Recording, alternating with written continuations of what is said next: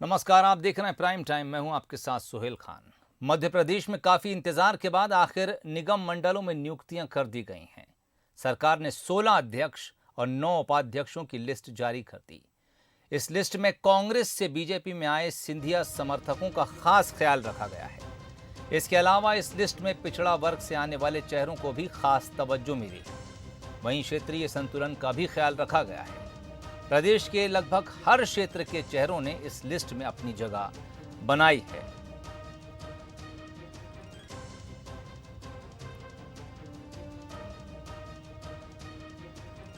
मध्य प्रदेश में आज कई नियुक्तियां हुई है। निगम मंडलों को लेकर लंबा इंतजार करना पड़ा, लेकिन कहते हैं कि इंतजार का फल भी मीठा होता है। और ऐंदल सिंह कंसाना जो मध्य प्रदेश एग्रो के अध्यक्ष बनाए गए हैं, कई जिम्मेदारियां पहले भी संभाली है और बड़े धाकड़ नेता के रूप में जाने जाते हैं। मेरे साथ है ऐंदल सिंह कंसाना जी, बहुत बहुत बधाई आपको। नई जिम्मेदारी, एमपी एग्रो के चेयरमैन बनाए गए, क्या कहेंगे? थैंक यू क्या कहेंगे?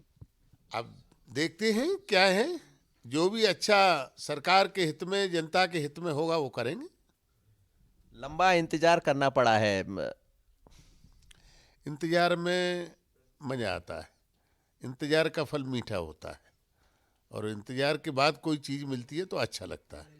लेकिन ये जो अनुभव रहा बीच का, चूंकि लंबा इंतजार करना पड़ा, आपने कहा कि इंतजार का फल मीठा होता है।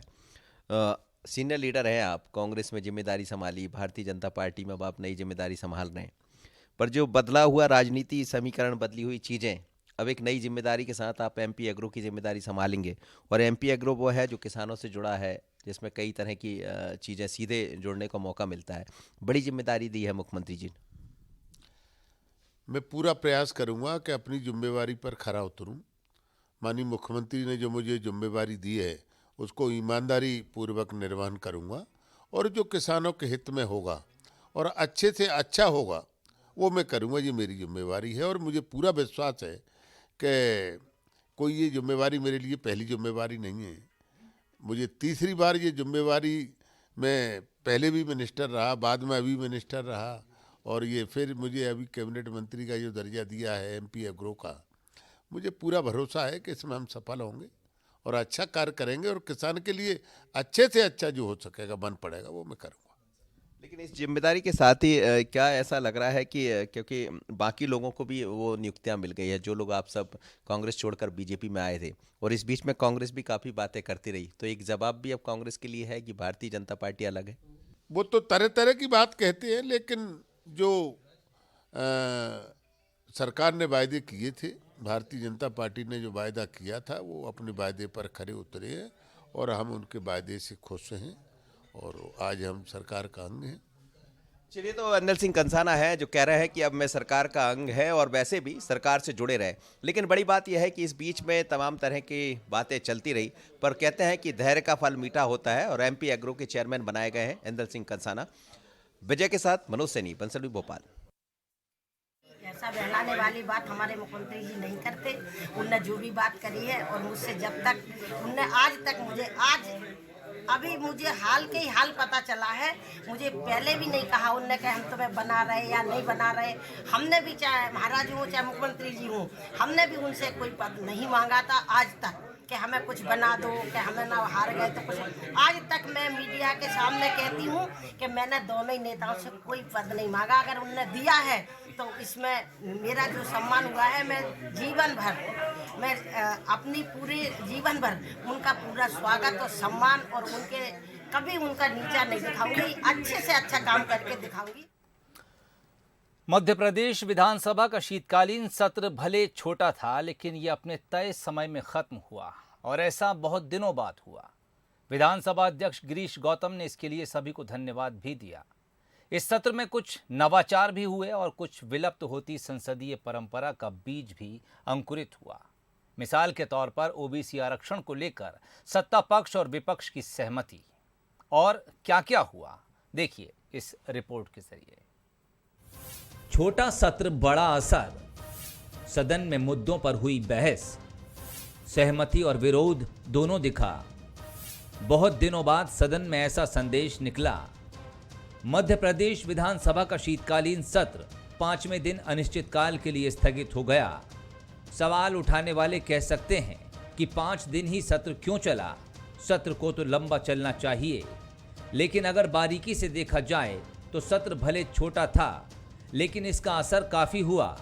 सहमति के स्वर, गतिरोध के स्वर दोनों ही इसमें नजर आए, जो कि रेयर हो चला था।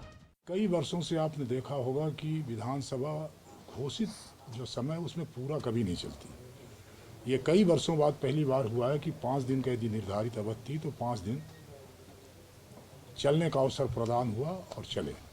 2-3 नई बातें हुई हैं। एक तो ये हुआ कि फिर से हमने प्रथम दिन 22 तारीख को महिला सदस्यों को और प्रथम बार के विधायकों को अवसर प्रदान किया, और उसके साथ साथ एक बात और जोड़ के रखी थी उसमें, ये भी पहली बार हो रहा मध्य प्रदेश विधानसभा में कि जिस तरह से मंत्रियों की ब्रीफिंग होती है उसी तरह से मैंने एक ब्रीफिंग का काम शुरू किया अपने चैम्बर में। हालांकि आखिरी दिन हंगामे की वजह से प्रश्नकाल स्थगित भी हुआ। सत्ता पक्ष और विपक्ष आमने सामने भी हुए। पूर्ण विधेयक थे, बजट पे चर्चा होनी थी, हमारे संकल्पों पे चर्चा होनी थी, किसी एक भी चर्चा में भाग नहीं लिया। इतना अकर्मण्य विपक्ष, इतना नाकारा विपक्ष, इतना संवादहीन विपक्ष मैंने पिछले 31 साल के अपने राजनीतिक जीवन में, मैं विधानसभा में 31 साल से जुड़ा हुआ हूँ, 31 साल में कभी नहीं देखा। कि 14 बच्चों की जान गई, जैसा आरिफ भाई ने बताया कि 5 को मुआवजा दिया, मतलब 5 तो सरकार भी मान रही है मुआवजा दिया, और मंत्री कह रहे हैं 4। पूरी लिपापोती हो रही है। एक और सवाल में पूछा गया, उसमें भी इसी तरह से गोलमाल है। कुल मिलाकर हमीदिया के अंदर जो कांड हुआ, और ये भी मान रहे हैं कि उसका फायर एक्सटिंग्विशर खराब था। भाई क्यों खराब था? सदन में ये गर्मजोशी भी बहस का ही हिस्सा है, लेकिन लंबे समय से सदन में सिर्फ इसी का राज था, जिससे बहस एक व्यापक संदेश का रूप ही नहीं ले पाती। इस बार सहमति के स्वर भी दिखे। ये संकल्प सदन ने किया है, मैंने संकल्प रखा कि ये सदन संकल्प करता है कि बिना अन्य पिछड़ा वर्ग के आरक्षण के पंचायत के चुनाव ना किए जाएं। आज सदन ने सर्वसहमति से प्रस्ताव पास किया कि बिना आरक्षण के कोई चुनाव नहीं होगा। चलिए आपको इस सत्र की 5 बड़ी बातें भी बता दें। सदन में 7 विधेयक पास हुए। पंचायत में ओबीसी आरक्षण पर संकल्प पारित हुआ। 2 समितियां भी बनाई गईं। अनुपूरक बजट भी पेश हुआ। फर्स्ट टाइम वुमेन एमएलए को सवाल पूछने का मौका भी मिला। Bureau report, Bansal news, Bhopal.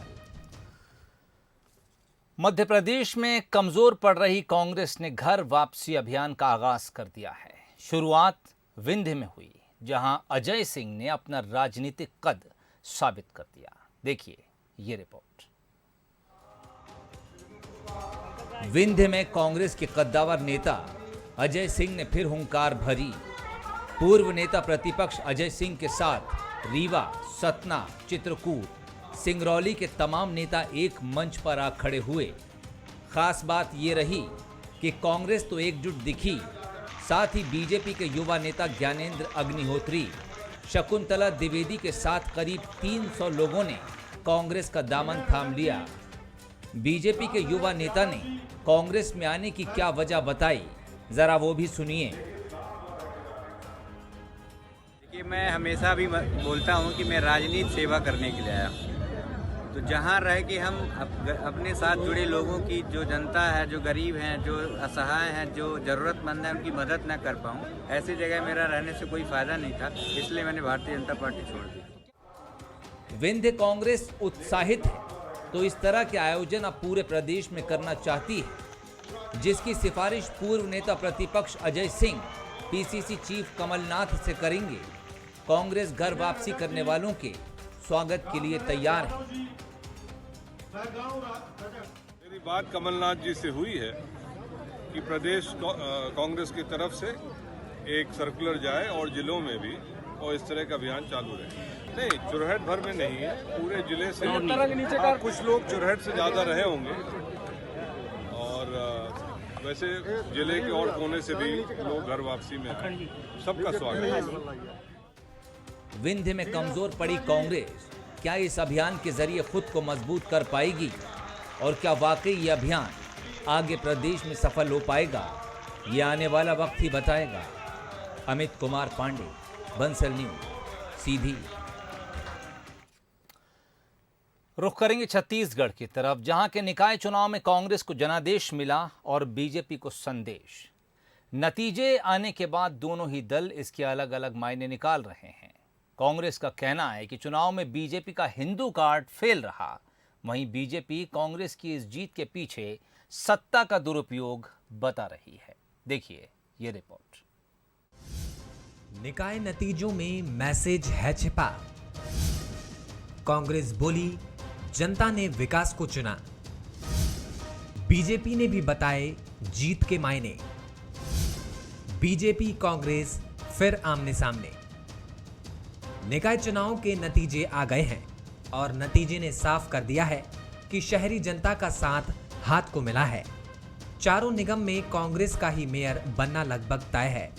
Birgaon नगर निगम में कांग्रेस को 19 सीटें मिली थीं, लेकिन 2 निर्दलियों ने कांग्रेस को समर्थन देकर उसे बहुमत में ला दिया है। नगर पालिका और उपचुनाव में भी कांग्रेस को ही जीत मिली है। कांग्रेस ने इसे विकास के कामों पर मुहर और बीजेपी के हिंदू कार्ड को पूरी तरह फेल होना बताया है। देखिए, हमारा मुख्य एजेंडा विकास का था। जिस प्रकार से माननीय मुख्यमंत्री जी ने प्रदेश में विकास कराया और विशेष रूप से और भी जो विकास के कार्य हुए हैं उसकी वजह से ही हमको जीत मिली है। भाजपा, कुल मिलाकर भाजपा का एजेंडा, भाजपा का चुनावी आधार सांप्रदायिकता का था। सांप्रदायिकता के आधार पे वो चुनाव लड़े और जनता ने सांप्रदायिकता के एजेंडे को पूरी तरीके से नकार दिया। भारतीय जनता पार्टी की खींच बौखलाहट जो पूरे चुनाव अभियान तक दिख रही थी, वह चुनाव परिणाम के बाद भी दिख रही है। जनता ने भारतीय जनता पार्टी को पूरी तरीके से नकार दिया। सिर्फ एक निकाय में भारतीय जनता पार्टी को कांग्रेस से बढ़त मिली है, बाकी सारे के सारे निकाय में भारतीय जनता पार्टी के प्रत्याशी बुरी तरीके से पराजित हुए हैं। वहीं बीजेपी कांग्रेस की इस जीत को धन बल और सत्ता बल के जरिए हासिल की गई जीत बता रही है।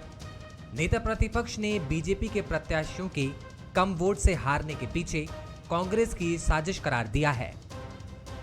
नगरीय निकाय के चुनाव में जिस प्रकार से कांग्रेस ने सत्ता का दुरुपयोग किया, धन का दुरुपयोग किया और छल बल के द्वारा इस चुनाव को कांग्रेस ने जीती है। 2-3 दिन पहले चुनाव के जिस प्रकार से यहाँ पर चाहे वो शराब हो, पैसे हो या आपके बाकी सामानों का वितरण और जनता को लोभ प्रलोभन दे करके प्रभावित करने का प्रयास किया। बीजेपी इस निकाय चुनाव में धर्मांतरण को भी एक बड़े मुद्दे के तौर पर सामने लेकर आई थी। चाहे बीरगांव की बात कर लें या अन्य जगहों पर, बीजेपी ने इसे एक बड़े मुद्दे के तौर पर उठाया था। अब नतीजे सामने हैं तो कांग्रेस का कहना है कि बीजेपी का सांप्रदायिक कार्ड फेल हो गया है। ऐसे में सवाल उठते हैं कि क्या बीजेपी 2023 की अपनी रणनीति में बदलाव लाएगी। अभिषेक शुक्ल, बंसल न्यूज, रायपुर। खबरें अभी और भी हैं, लेकिन फिलहाल यहां पर रुकेंगे एक बहुत छोटे से ब्रेक के लिए। ब्रेक के बाद आपका स्वागत है। बात करेंगे अगली खबर की। केंद्र सरकार ने शुक्रवार को कहा कि देश में ओमिक्रॉन के 358 मामले सामने आए हैं और इनमें से 114 रिकवर भी हो गए हैं। यह आंकड़ा शुक्रवार सुबह तक का है। स्वास्थ्य सचिव राजेश भूषण ने कहा कि इस बात के सबूत हैं कि कोविड की पहली लहर और डेल्टा वेरिएंट के समय अपनाए ट्रीटमेंट प्रोटोकॉल ओमिक्रॉन पर भी प्रभावी साबित हुए हैं। वैसे पॉजिटिविटी रेट भी दुनिया भर के एवरेज से कम है। स्वास्थ्य सचिव ने यह भी कहा कि दुनिया में केस पॉजिटिविटी रेट 6% से ज्यादा है। भारत में ये 5.3% है। उन्होंने केरल और मिजोरम में मामले बढ़ने को लेकर चिंता जताई। उन्होंने कहा कि देश में फिलहाल 20 जिले ऐसे हैं जिनमें केस पॉजिटिविटी रेट 5 से 10% के बीच है। इनमें से 9 केरल में और 8 जिले मिजोरम में हैं। देश में महज 2 जिलों में केस पॉजिटिविटी रेट 10% से ज्यादा है और ये दोनों जिले मिजोरम में हैं।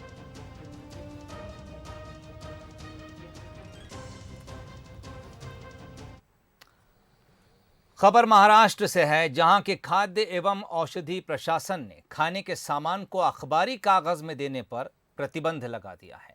आदेश में कहा गया है कि अखबारी कागज में खाने का कोई भी आइटम न बेचा जाए, क्योंकि इसकी स्याही सेहत के लिए बेहद खतरनाक है। राज्य के सभी कारोबारियों को खाने का सामान अखबारी कागज में देने पर तुरंत रोक लगाने का आदेश जारी कर दिया गया। खासकर वड़ा पाव, पोहा, मिठाई और भेल जैसे सामान जो ठेलों पर बिकते हैं, वहां प्लेट की जगह अखबार के कागज का इस्तेमाल होता है। नए आदेश के मुताबिक अखबारी कागज में सामान देने पर कड़ी कार्रवाई की जाएगी। 2016 में भी food safety and standard authority of India ने पूरे देश में एडवाइजरी जारी कर फूड आइटम को अखबारी कागज में लपेटने पर बैन लगाया था।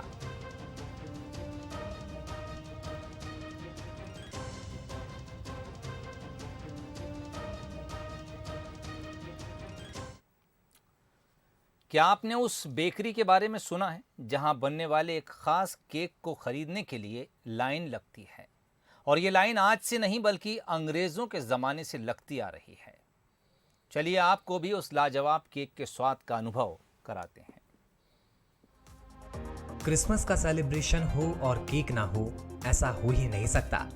और केक अगर वाइन केक हो तो फिर कहना ही क्या।